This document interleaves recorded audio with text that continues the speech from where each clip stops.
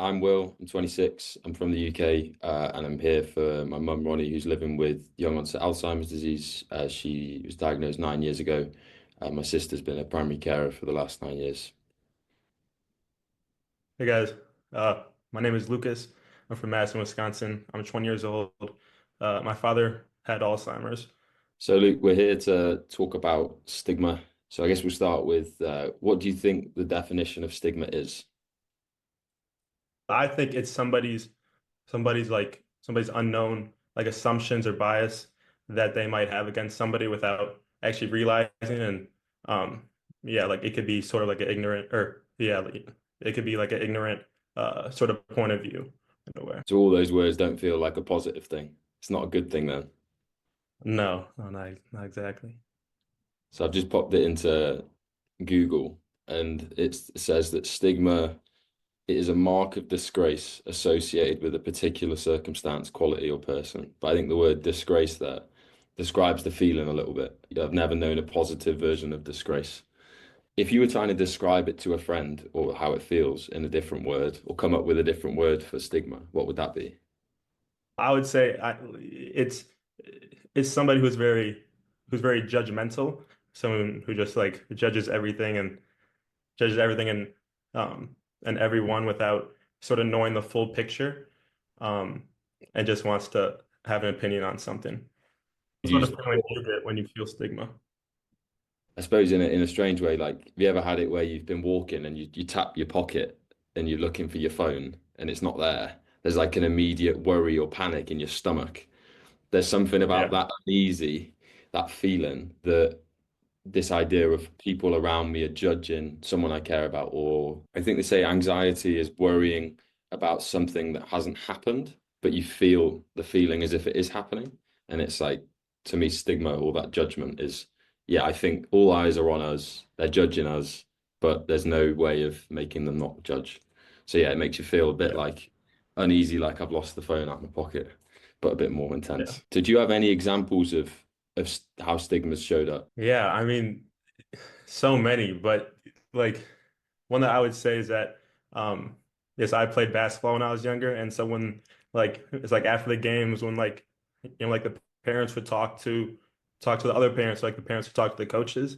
It was it was sort of only my mom talking and not my dad. And so what I thought, sort of from just like a third person view, is that people would think like, why isn't my dad talking? Like, why isn't my dad engaged? And then if he were to say something, it would he would say something that like something that didn't really make sense.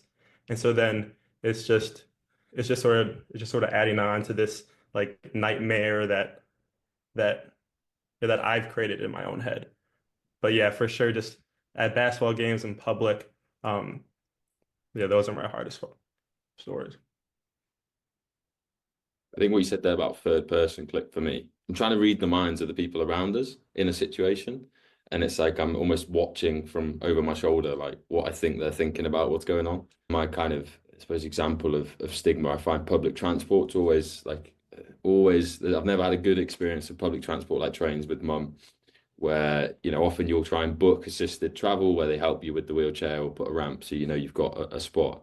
But trains in the UK, I don't know about the US, they're always packed. So often you'll get to where the disabled seat is, and there's probably someone else there.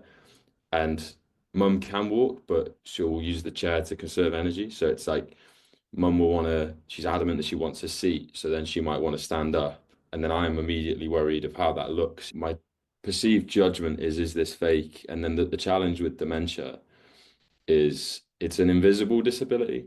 Before mum was in a chair, like if we'd reserved the seat just because of the stress of trains, you'd maybe have someone in there, and if mum was to say I'm disabled, like they just argue it because they go, don't look like it. And then if she was to say I have dementia, they'd then say you're too young for that. Like there's all these layers of uh risk in just getting on a train and trying to have a nice trip away.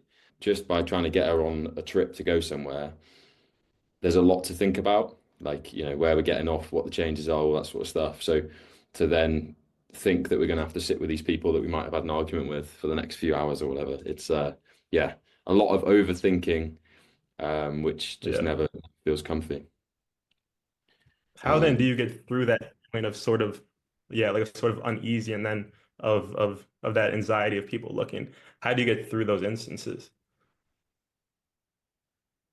I suppose there's no one way. I think when I first started sort of helping out with mum on travel and stuff, like I'd just I'd lose my head a bit, and I'd probably have a go at these people. But now it's much more. All I'm focused on is how to keep mum calm and how to give her as much information as possible, so that if we're not comfortable now, she'll know roughly when we will be. So I'm really Yeah. just focused on, okay, like main thing is like where's the toilet, it's just problem solving. So if I kind of get in my head too much, I then get emotional. So it's really trying to remove the emotion for me and focus on how to keep mum calm, or and even just reassuring her like there's always another train, there's always another, this trip isn't life and death, despite we Yeah. booked it, despite we planned. Is there anything that would have helped, that you think would have helped with the way you experience stigma with your family? Like, is there anything that might have helped in society? People being more aware that like young people can actually have it and that like there are going to be like younger caregivers around. Like just have patience and then just yeah, just really try to try to care for others. Wendy talked about this thing called anticipated stigma. And I know for me, the thought of, let's say, a train or going and checking into a hotel, my brain will, before, like days before I'm there, I'll be trying to think about the potential things that might be friction. It's kind of, I find that mum's diagnosis and the accommodations that need to be made kind of quietly informs most decisions I make, whether it's even where I live or maybe jobs I might do or places I might go. It's like, do you feel like stigma or a dementia diagnosis has informed some of the decisions you've made? I would say like while my dad was alive, um, like they for sure have, but yeah, I would say that like even after he died, it has made more of an impact on me, and that like I live sort of with that like view that like he had dementia. Now like like I'm trying to inform others, and I'm trying to like make people more aware. So like while I was caregiving for my dad, I didn't really have the full picture in mind because I was just focused on him. But now that like he's gone, I can sort of see broader and sort of see like what I need to do. Do you think that there's a way we can end stigma? Do you think that's possible? Oh, that's a hard question. Um, Maybe. I mean, hopefully, stigma will never be gone, right? But we can obviously do things to help it, like to combat it. But um, yeah, uh, it starts with one awareness, and then two people like me, people like you, actually having these conversations and actually like wanting to advocate because I know it can be so hard that like after like your loved one has passed, it can be hard to have these conversations. But that is how you're gonna um, advocate and and eventually try to end stigma is is talking about it. How about you? How do you think we're gonna end stigma? You think that's a possibility? I feel like I'm going to piggyback off of what you said, which is that what I liked is there was an optimism. You said I'm hopeful, right? But then Mhm. you said I think stigma will always exist, and I agree that I think stigma or prejudice or whatever package it wants, I think will always exist. There'll always be a a negative or an uninformed version of a subject. But I think that there's a tipping point where things become socially acceptable. It's like Yeah. there's things that once were widespread and socially acceptable, whereas now if those words are said, someone next to you in public will call you out and say, that's not cool, you can't do that.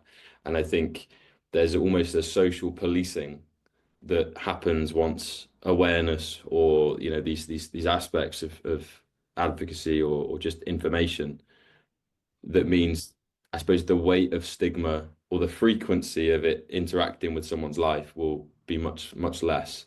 How, And you talked about like doing kind of advocacy and using your voice to make a difference.